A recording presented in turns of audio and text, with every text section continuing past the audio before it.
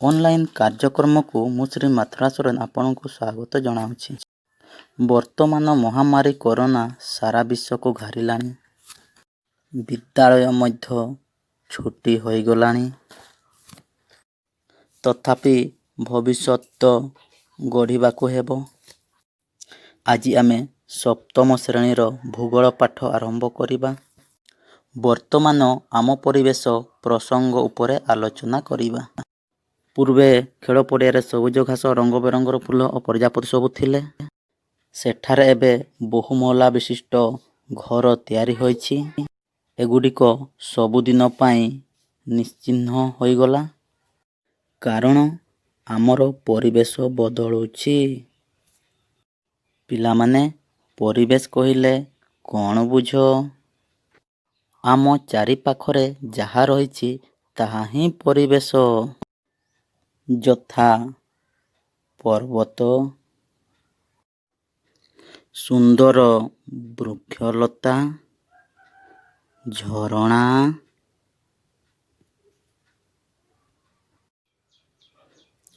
ଜୀବଜନ୍ତୁ, ରାସ୍ତାଘାଟ, କାର୍, ସୁନ୍ଦର ସୁନ୍ଦର ଡ୍ରେସ୍ ଓ ବହି ଇତ୍ୟାଦି। ପରିବେଶକୁ ଦୁଇ ପ୍ରକାରରେ ବିଭକ୍ତ କରାଯାଇପାରେ, ଯଥା ପ୍ରାକୃତିକ ପରିବେଶ ଓ ମନୁଷ୍ୟକୃତ ପରିବେଶ। ପ୍ରକୃତି ଦ୍ୱାରା ସୃଷ୍ଟି ହୋଇଥିବା ଜିନିଷକୁ ପ୍ରାକୃତିକ ପରିବେଶ କୁହାଯାଏ ଓ ମଣିଷ ତିଆରି କରିଥିବା ଜିନିଷକୁ ମନୁଷ୍ୟକୃତ ପରିବେଶ କୁହାଯାଏ। ଏହି ପରିବେଶ ଆମକୁ ଶ୍ୱାସକ୍ରିୟା ପାଇଁ ବାୟୁ, ପିଇବା ପାଇଁ ଜଳ, ଖାଇବା ପାଇଁ ଖାଦ୍ୟ ଓ ରହିବା ପାଇଁ ଭୂମି ଯୋଗାଇଥାଏ। ଜନସଂଖ୍ୟାର ଦ୍ରୁତ ପରିବର୍ତ୍ତନ ଯୋଗୁଁ ପରିବେଶ ପରିବର୍ତ୍ତନ ହେବାରେ ଲାଗିଛି। ଏହା କେବଳ ଆମର ଆବଶ୍ୟକତା ପୂରଣ ପାଇଁ ହେଉଛି। ଏବେ ପରିବେଶର ବିଭିନ୍ନ ଉପାଦାନ ବିଷୟରେ ଆଲୋଚନା କରିବା। ଉଷ୍ମମଣ୍ଡଳ, ବାୟୁମଣ୍ଡଳ,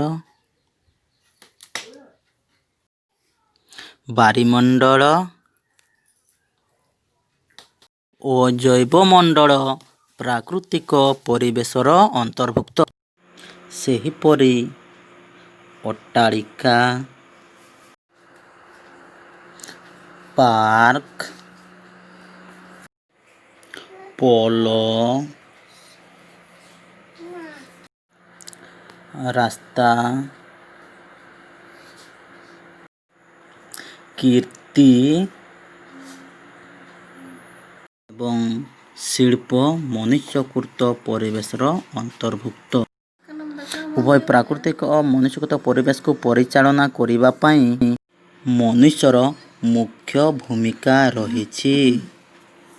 ତେଣୁ ମନୁଷ୍ୟକୁ ପରିବେଶର ମୁଖ୍ୟ ଉପାଦାନ ରୂପେ ପରିଗଣିତ କରାଯାଇପାରେ। Thank you. Stay at home due to COVID-19. Have a nice day.